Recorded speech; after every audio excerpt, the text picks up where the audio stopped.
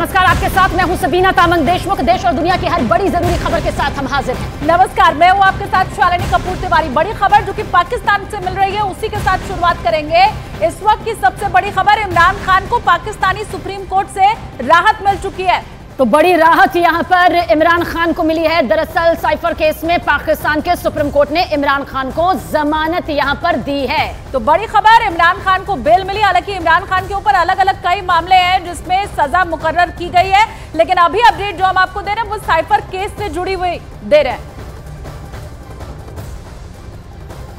और एक तरफ पाकिस्तान कश्मीर में आतंकवाद फैलाने की साजिश रच रहा है, जबकि खुद उसके भीतर ही बड़ा भूचाल मचा हुआ है। देखिए, हालात ये है कि अब पाकिस्तान में नवाज शरीफ हिंदुस्तान की तारीफ करने लगे हैं। इमरान खान जेल में है, लेकिन ऐलान ये किया है कि एक नहीं 3 जगहों से चुनाव लड़ेंगे। पाकिस्तान में चुनाव फरवरी में होने वाले हैं, लेकिन उसके पहले पाकिस्तान में जो कुछ हो रहा है उसे देखकर 100% लगता है कि ये चुनाव भी साल 2018 की तरह ही चुनाव होगा। धांधली वाला होगा ये चुनाव, जिसमें आर्मी के आदेश पत्र के मुताबिक सत्ता बांट दी जाएगी।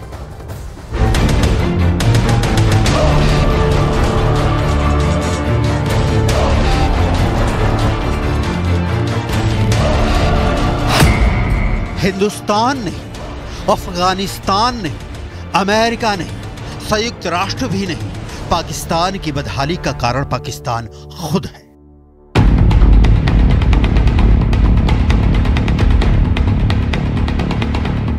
तिहत्तर साल के हैं पूर्व प्रधानमंत्री नवाज शरीफ और 75 साल का है पाकिस्तान। लेकिन नवाज शरीफ कहां से कहां पहुंच गए और पाकिस्तान 1947 से भी पीछे।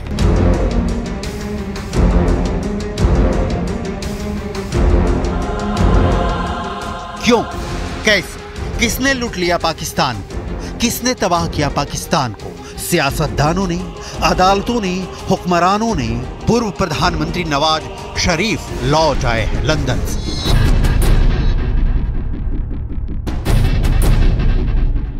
दुखी हैं, व्यथित हैं, मजबूर हैं, क्योंकि चुनाव में मुल्क की आर्मी ने उन्हें धोखा दे दिया, सत्ता से बेदखल किया और देश से तड़ीपार कर दिया। सुनिए नवाज शरीफ को और तय कीजिए पाकिस्तान क्यों अपने भाग्य पर आंसू बहा रहा है। न जाने किसकी नजर लग गई हमारे मुल्क को। जब भी कोई तरक्की का काम दौर शुरू होता है, तरक्की का दौर आता है, तो 4 दिन तरक्की के बाद फिर 10 दिन हम फिर पीछे चले जाते हैं। पाकिस्तान में हाहाकार मचा है।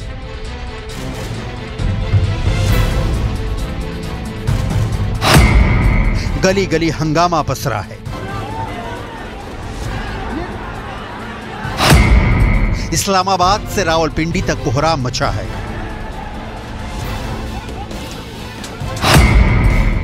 पाकिस्तान में तथाकथित चुनाव है। लंदन से लाहौर तक फैला कारोबार है। हमें निकाल के, और फिर वो जस्टिस शौकत अजीज सदीकी ने कहा है कि नवाज शरीफ को कहा गया कि इनको निकालें। मरियम नवाज शरीफ को हमने, आपने, मुझे कहा गया, उसने कहा कि मुझे कहा गया कि आपने इनको जमानत नहीं देनी, इनको बाहर नहीं आने देना, इनको जेल में रखना है। और इसलिए कि हमारी 2 साल की मेहनत वरना नाकारा हो जाएगी। वो 2 साल की क्या मेहनत थी?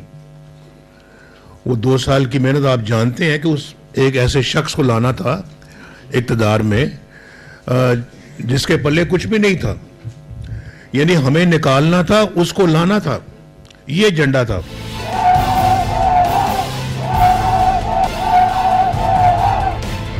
पाकिस्तान की आर्थिक हालात किसी से छिपे नहीं हैं। आए दिन किसी न किसी देश के सामने मदद के लिए हाथ फैलाना पड़ता है। इस बीच पाकिस्तान के पूर्व प्रधानमंत्री नवाज शरीफ ने एक बार फिर भारत की तारीफ की। जो कहा उसे बहुत गौर से समझने की जरूरत है। पड़ोसी देश चांद पर पहुंच गए, लेकिन पाकिस्तान अब भी जमीन से नहीं उठा है। हमने खुद अपने पांव पे कुल्हाड़ियां मारी, वरना आज ये मुल्क तो न जाने कहां पहुंचा होता। हमारे इर्द गिर्द के ममालिक चांद पे पहुंच गए हैं और अभी हम जमीन से नहीं उठ रहे, तो ये इस तरह से तो नहीं चल सकता मामला। नवाज शरीफ के आंसू घड़ियाली हैं। नवाज शरीफ की चिंता पाकिस्तान की भलाई कम, चुनाव जीतने की ज्यादा है। नवाज शरीफ की फिक्र है कि बेटी मरियम नवाज को कैसे कुर्सी सौंप दी जाए। नवाज शरीफ को तनाव है कि कैसे पाकिस्तान में फिर से उनकी हुकूमत स्थापित हो। नवाज शरीफ पाकिस्तान की खुशहाली की नहीं, अपने ताजपोशी की स्क्रिप्ट लिख रहे हैं, इसलिए दोहरा सुना रहे हैं। अवाम के एक इलेक्टेड प्राइम मिनिस्टर को ये इस तरह के बंदे बैठ के, 4-5 बंदे बैठ के तो उसको घर भेज दें, वज़ारत उज़्मा की कुर्सी से उतार दें, ऐसा तो नहीं होता, ना होना चाहिए। यही वजूहात हैं कि हम आज बिल्कुल उस मकाम पे खड़े हैं जो कि दुनिया में शायद हमारे जैसे चंद ही और मुल्क होंगे, यानी कि दुनिया की अपना ममालिक की फहरिस्त देखें, आखिर में हम हैं। क्या किया नवाज शरीफ के भाई शहबाज शरीफ ने जो प्रधानमंत्री बने? आंकड़े उसकी गवाही दे रहे हैं। इमरान खान सरकार के नाम का बिल फाड़ कर दोनों भाई पाकिस्तान में फिर से गद्दी नशीन होना चाहते हैं। चुनाव का पर्चा भरा जा चुका है। नवाज शरीफ खैबर पख्तूनख्वा के मानसेहरा से चुनाव लड़ेंगे। भ्रष्टाचार के सारे आरोप नवाज शरीफ के सामने फर्श पर पड़े हैं। दुनिया में ऐसा कहीं नहीं होता जैसा पाकिस्तान में हो रहा है। चुनाव तमाशा बनता दिख रहा है। आपको आगे बताएंगे कि कैसे घर को आग लगा दी घर के चिराग ने। उसके पहले नवाज शरीफ की करप्शन वाली फाइल देख लीजिए। कोर्ट ने 2018 में नवाज शरीफ को अल अजीजिया स्टील्स मिल्स भ्रष्टाचार मामले में दोषी ठहराते हुए 7 साल की सजा सुनाई थी।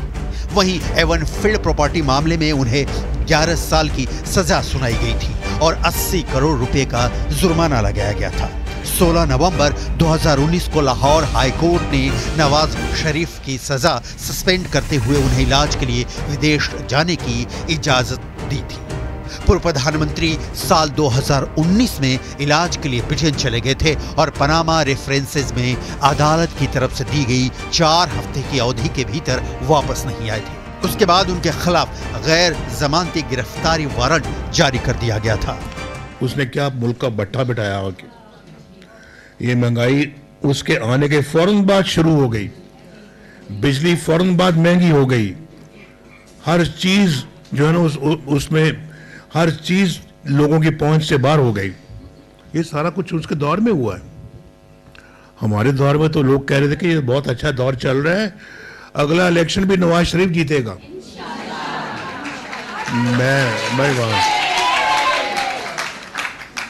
मैं अभी इस इलेक्शन की तरफ नहीं आया, मैं तो पिछले इलेक्शन की बात कर रहा हूँ।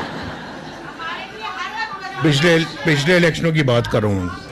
चौथी बार पाकिस्तान के पीएम के लिए दौड़ में खड़े नवाज शरीफ जब प्रधानमंत्री थे तब भी पाकिस्तान लूटा पिटा ही था। नवाज एंड फैमिली पर लगे करप्शन के आरोप सिर्फ सियासी अदावत का उदाहरण नहीं है, लेकिन 2018 में इमरान खान का प्रधानमंत्री बनना भी साफ सुथरे लोकतंत्र का उदाहरण नहीं है, बल्कि आर्मी के काले कारनामों का कच्चा चिट्ठा है। कैसे, इसकी डिटेल आपको आगे दिखाएंगे। यह पहली बार नहीं है जब नवाज शरीफ ने हिंदुस्तान की तरक्की की तारीफ की है, और नवाज शरीफ ही क्यों, इमरान खान भी हिंदुस्तान की तारीफ के कसीदे पढ़ते हैं। वो एक बड़े खुददार कौम है। कभी किसी की जुर्रत नहीं है कि वहां इस तरह की बात करें। किसी सुपर पावर की जुर्रत नहीं है कि वहां ये भी तस्वर कर दें कि जनाब वो यही कह दें कि जनाब अपने फॉरेन रिलेशन में वो कहें जो हम कह रहे हैं। इमरान खान नियाजी हो या नवाज शरीफ, हिंदुस्तान का चांद उन्हें इसलिए दिखता है क्योंकि आवाम सवाल पूछती है, पड़ोसी ऐसा हम ऐसे क्यों। इस सवाल का जवाब चुनाव में नहीं देना पड़े, इसलिए हिंदुस्तान की तारीफें हो रही हैं। लेकिन नवाज शरीफ ये भूल गए कि पाकिस्तान के दूसरे सियासतदानों की तरह उनका दामन भी दागदार है। बहरहाल नवाज शरीफ के दिमाग में इस वक्त जो चल रहा है वो ये कि सेना, सरकार, अदालत, भाई, बेटी, परिवार, इन सब के बीच नवाज शरीफ की महत्वाकांक्षा है जो उन्हें लंदन से लाहौर खींच लाई है। और जब देश वापस लौट आए हैं तो बेकरारी बढ़ने लगी है कि पीएम की कुर्सी कैसे पा जाएं। लिहाजा नवाज शरीफ का हिंदुस्तान की तारीफ करना एक चाल है, सोची समझी चाल, जिसे झुठलाया नहीं जा सकता, उसे कबूल कर अवाम को गुमराह करने की चाल।